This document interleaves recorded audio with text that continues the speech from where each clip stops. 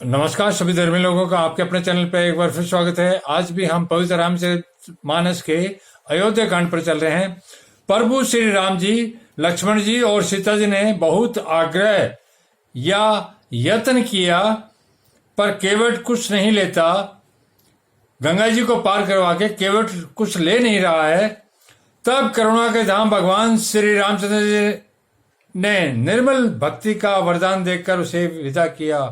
तब भगवान श्री रामचंद्र जी ने उसे अपनी निर्मल भक्ति अर्थात पवित्र भक्ति का वरदान देकर विदा किया।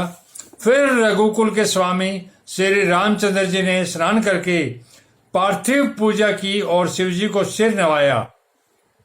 सीता जी ने हाथ जोड़कर गंगा जी से कहा, हे माता, मेरा मनोरथ पूरा कीजिएगा, जिससे मैं पति और देवर के साथ कुशल पूर्वक लौट आकर तुम्हारी पूजा करूं। सीता जी की प्रेम रस में सनी हुई विनती सुनकर तब गंगा जी के निर्मल जल में श्रेष्ठ वाणी हुई, हे रघुवीर की प्रियतमा जानकी, सुनो, तुम्हारा प्रभाव जगत में किसे नहीं मालूम है। तुम्हारे कृपा दृष्टि से देखते ही लोग लोकपाल हो जाते हैं। सब सिद्धियां हाथ जोड़े तुम्हारी सेवा करती है। तुमने तो मुझको बड़ी विनती सुनाई, यह तो मुझ पर कृपा की और मुझे बढ़ाई दी, तो भी ये देवी, मैं अपनी वाणी सफल होने के लिए तुम्हें आशीर्वाद दूंगी। यहाँ गंगा जी जानकी जी को अपनी वाणी सफल हो जाए उसके लिए आशीर्वाद दे रही है। बाकी तो गंगा जी को पता है कि जानकी जी के पास सारा सामर्थ्य है। तुम अपने प्राणनाथ और देवर सहित कुशल पूर्वक अयोध्या लौटोगी, तुम्हारी सारी मनोकामनाएं पूरी होगी और तुम्हारा सुंदर यश जगत में छा जाएगा। मंगल के मूल गंगा जी का वचन सुनकर देव नदी को अनुकूल देखकर सीता जी आनंदित हुई। तब प्रभु श्री रामचंद्र जी ने निषाद राज गुहे से कहा कि भैया, अब तुम घर जाओ। यह सुनते उसका मुंह सूख गया और हृदय में दाह उत्पन्न हो गया, अर्थात दुख उत्पन्न हो गया। गुह हाथ जोड़कर दिन वचन बोला, हे रघुकुल शिरोमणि, मेरी विनती सुनिए। मैं नाथ आपके साथ रहकर रास्ता दिखाकर कुछ दिन चरणों की सेवा करके हे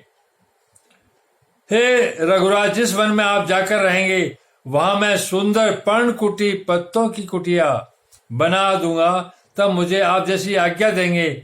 मुझे रघुवीर आपकी दुहाई है, मैं वैसा ही करूंगा। उनके स्वाभाविक प्रेम को देखकर श्री रामचंद्र जी ने उसको साथ ले लिया।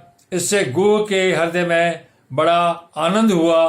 फिर गुह निषाद राज ने अपनी जाति के लोगों को बुला लिया और उनका संतोष करके तब उनको विदा किया।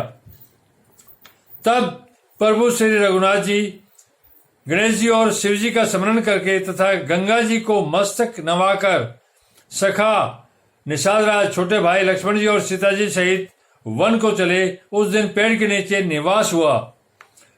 लक्ष्मण जी और सखा गुहे ने विश्राम की सब सुव्यवस्था कर दी।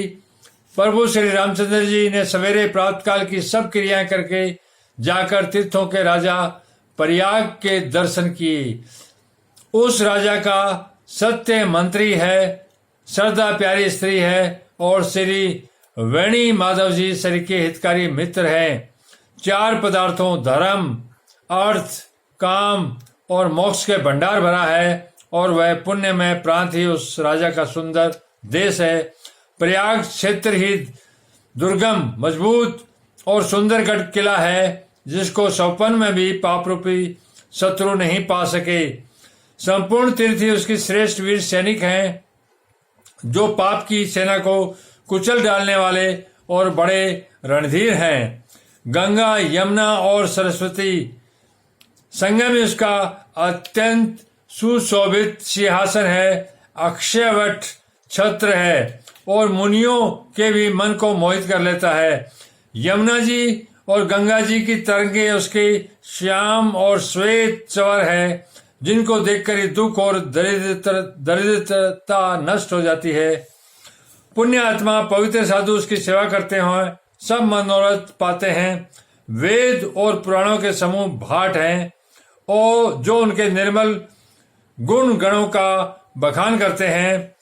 पापों के समूह रूपी हाथी के मारने के लिए सिंह रूपी प्रयागराज प्रभाव महत्व महामाते प्रभाव कौन कह सकता है। ऐसे सुहावने तीर्थराज का दर्शन कर सुख के समुद्र रघुकुल श्रेष्ठ श्री राम जी ने भी सुख पाया। उन्होंने अपने श्री मुख से सीता जी, लक्ष्मण जी और सखा गु को तीर्थराज की महिमा कहकर सुनाई। तदंतर प्रणाम करके वन और बगीचों को देखते हुए और बड़े प्रेम से महामाते कहते हुए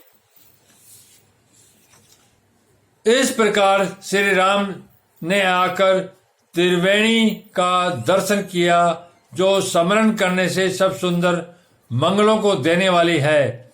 फिर आनंद पूर्वक त्रिवेणी में स्नान करके शिव जी की सेवा पूजा की और विधि पूर्वक तीर्थ देवताओं का पूजन किया।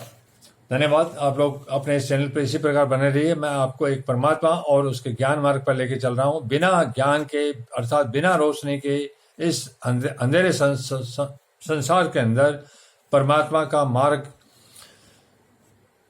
कोई प्राप्त नहीं कर सकता, क्योंकि यहाँ धरती पर अज्ञान का अंधेरा है और अज्ञान का जो शासक है वो शैतान है, जो मनुष्यों को भटकाने का काम करता है।